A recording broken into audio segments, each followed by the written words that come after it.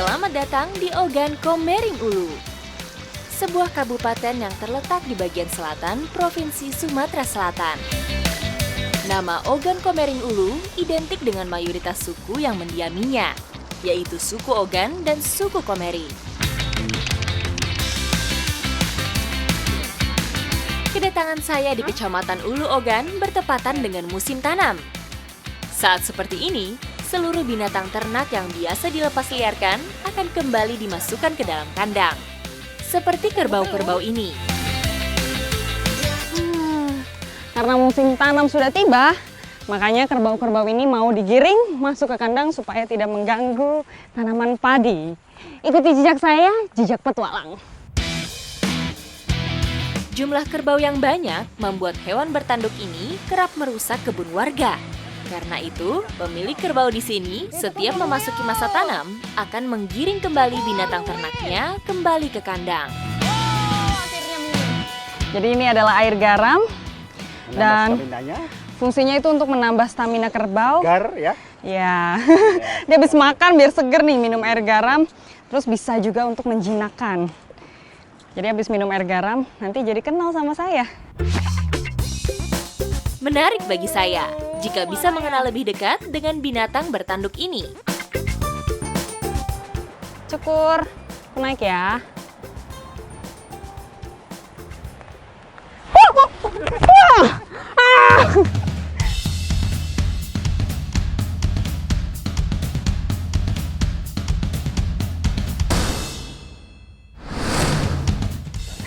Aduh, cukur marah. Sakit ternyata, langsung dilempar.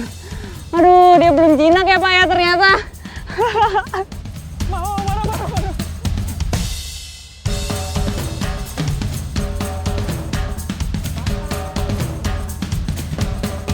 Yang dinaikin yang mana?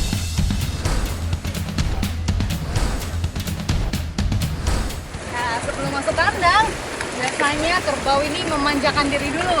Dia mau mandi-mandi, biar bersih, biar makin cantik dan ganteng. Kerbau termasuk salah satu hewan yang tidak tahan terhadap cuaca panas. Tak heran, kerbau seringkali berkubang di lumpur atau air untuk mempertahankan suhu tubuhnya.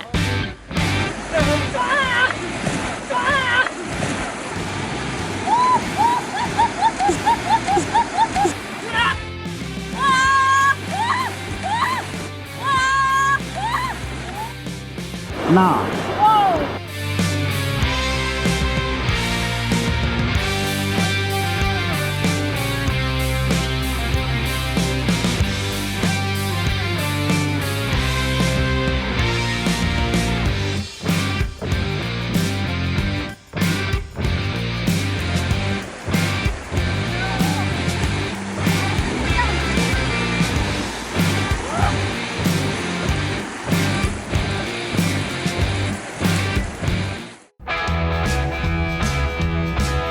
Sudah digiring masuk ke kandang dan sekarang mau ada proses merumpung atau menandai kuping kerbau supaya tidak tertukar dengan kerbau-kerbau lainnya.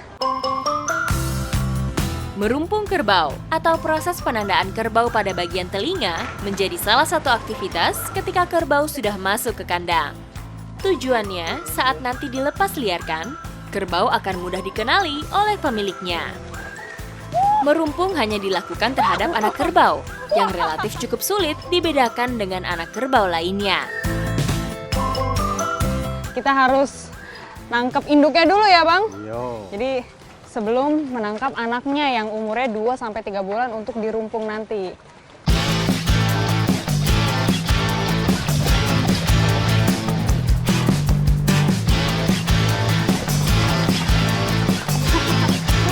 Tapi dia cenderung menjauh ya Pak. Kerbau-kerbau ini memang cenderung menjauh. Semakin kita mendekat dia semakin malah menjauh. Mengunjungi tempat baru selalu menawarkan pengalaman yang menarik. Seperti hari ini, saya diajak mencari ikan dengan cara yang belum pernah saya lakukan sebelumnya. Kelangkai, salah satu perangkap yang masih ramah lingkungan karena hanya mengandalkan batu-batu yang ada di sungai seperti ini. Ikuti jejak saya, jejak petualang. Untuk mencapai lokasi yang tepat, kami harus menyeberang.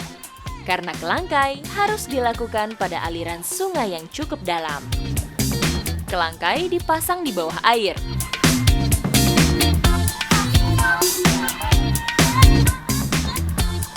Kelangkai ini yang sudah dibuat kurang lebih seminggu yang lalu, jadi kita mau cek sudah banyak ikan di dalam.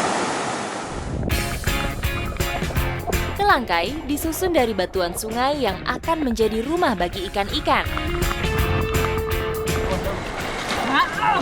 Jadi caranya memang harus disebar dulu jaringnya, lalu nanti batunya diambil satu-satu dari bawah. Jaring ditebar supaya ikan tidak kabur saat batu dibongkar.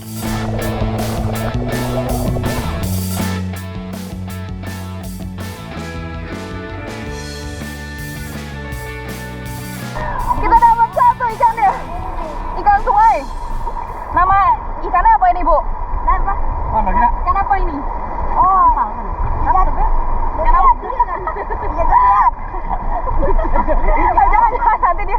Nih, kita dapat satu ikan sungainya. Wah, dapat satu aja senang banget.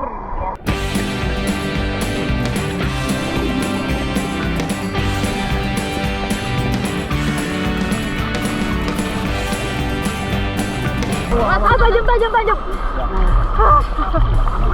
Ikan bau. Lumayan sekarang nambah jadi 2 ikan.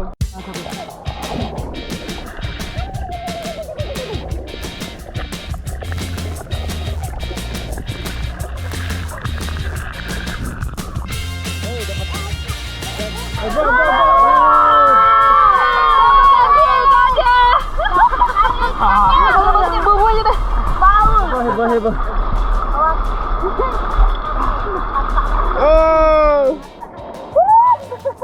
Kita seneng banget nih, udah dapet 3.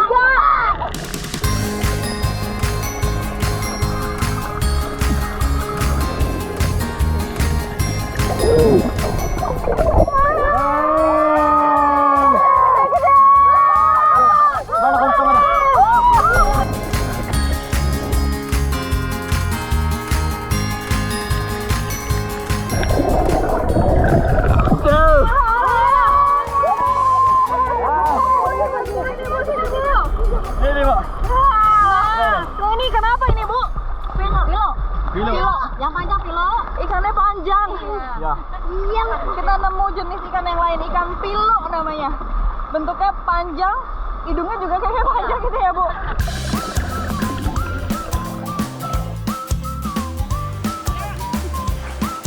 Cukup sulit memang.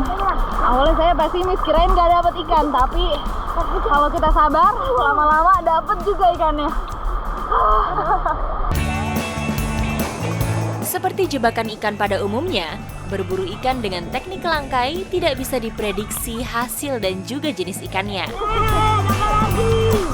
Ikannya cilik, kecil banget.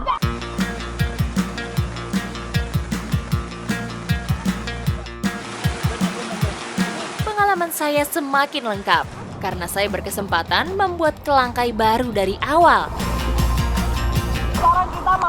bikin kelangkainya lagi supaya nanti kalau ada orang datang bisa memanfaatkan dan ngambil ikan-ikannya juga. Gelangkai baru bisa dibuka kembali setelah 1 minggu ditinggal. Udah habis ikannya, kita mau jalan ke lokasi yang kedua. Semoga dapat lebih banyak ikan. Gelangkai yang kedua ini memang cukup dangkal, jadi agak sulit ya. Hujan semakin deras. Kami memutuskan segera menghentikan perburuan sebelum air sungai bertambah naik. Hujannya makin deras, jadi airnya makin naik ya Bu? Iya. Susah dapat ikannya. Kalau gitu, habis ini mending kita berteduh, terus kita makan Bu. Oke? Oke.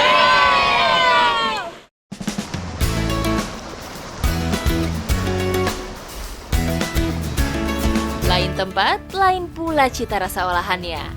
Petualangan saya semakin lengkap, karena sebentar lagi saya akan mencicipi makanan khas masyarakat Ogan.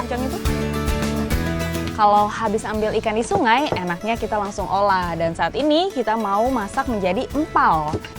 Empal yang kali ini kita buat itu berbeda dengan empal biasanya. Biasanya kan pakai daging terus bentuknya pipih, tapi kali ini kita pakai ikan terus dicincang dulu sampai halus, terus dicampur bumbu, habis itu dibulut-bulutin gitu ya Bu? Iya. Nah, baru nanti tinggal dibakar.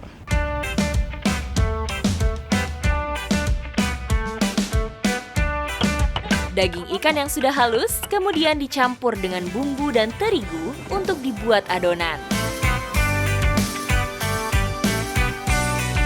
Ini hasil punya saya geradakan. Ibu kok bagus-bagus ini? Nah, ini dia. Tinggal kita bakar. Setelah kurang lebih 15 menit, empal ikan siap kami nikmati. Wah, Ade, udah matang ini. Lihat deh. Lucu kan? Di sate-sate gini. Ibu, sini Bu. Udah bisa kita cicipi satu-satu. Wih, jadi crispy-crispy gitu loh. Enak. Enak Ibu. Enak.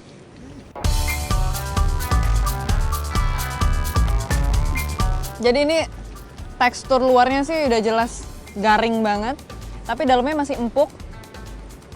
Dan rasanya pedas sesuai pesanan tadi ya Bu ya? Iya. Pedas, ada asin-asinnya juga, jadi gurih banget. Enak? Enak Kak. Enak? Kalau di sini namanya lemak gigan. Lemak gigan. Enak tenan gitu ya kalau bahasa Jawanya. Iya. Lemak gigan. Lemak gigan. Mantap, habisin. Ayo. Capek kan tadi habis nyelam-nyelam ngambil ikan? Iya.